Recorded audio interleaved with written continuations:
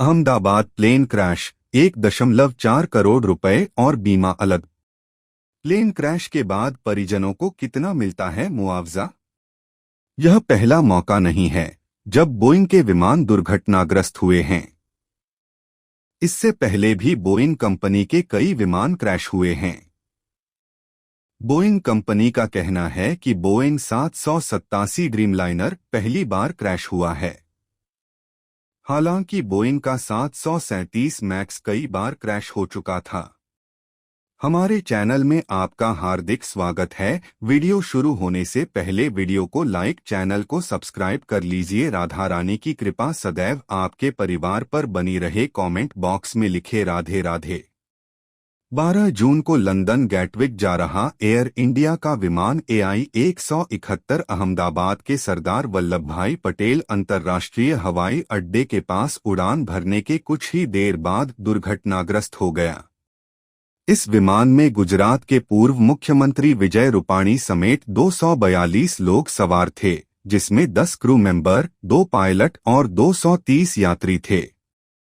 हादसे में Boeing company का भी 787 ड्रीम लाइनर शामिल था। यह पहला मौका नहीं है जब बोइंग के विमान दुर्घटनाग्रस्त हुए हैं। इससे पहले भी बोइंग कंपनी के कई विमान क्रैश हुए हैं।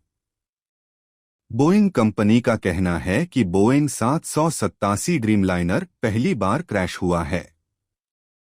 हालांकि बोइंग का 737 मैक्स कई बार क्रैश हो चुका था।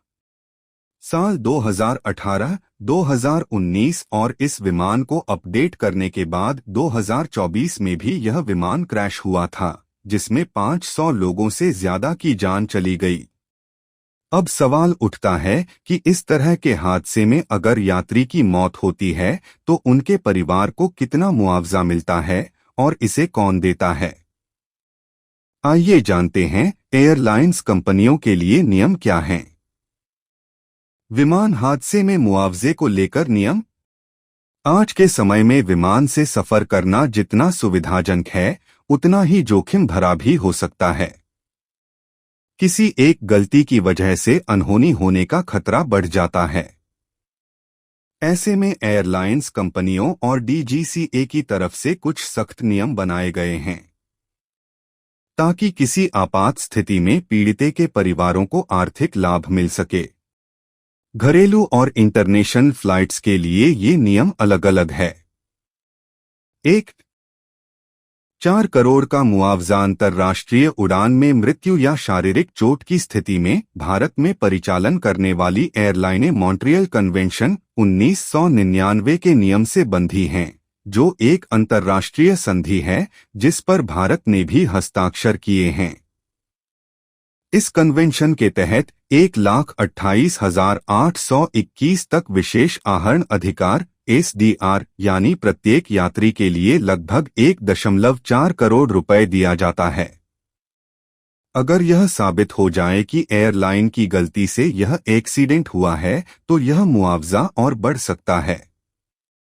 यह मुआवजा अंतर्राष्ट्रीय उड़ानों पर लागू होता है, लेकिन नागरिक उड्डयन महानिदेशालय DGCA के दिशानिर्देशों के अनुसार भारतीय विमानन कंपनियां अक्सर घरेलू मार्गों के लिए भी समान कवरेज प्रदान कर सकती हैं। यह मुआवजा एयरलाइंस और इंश्योरेंस कंपनी की ओर से दिया जाता है। ट्रैवल इंश्योरेंस का भी लाभ। कई बीमा कंपनियों लोगों को जोखिम भरे यात्रा से बचाने के लिए कवरेज पेश करती हैं। इनमें आमतौर पर 25 लाख रुपए से लेकर 1 करोड़ रुपए तक की आकस्मिक मृत्यु लाभ और 5 लाख रुपए से लेकर 10 लाख रुपए तक की स्थायी विकलांगता मुआवजा शामिल है। ऐसे में अगर किसी यात्री ने बीमा कराया है तो उसके परिवार को इस कवर का भी लाभ मिलेगा। आपको ये जानकारी कैसी लगी और आप ये वीडियो कहां से देख रहे हैं, कमेंट में हमें जरूर बताएं।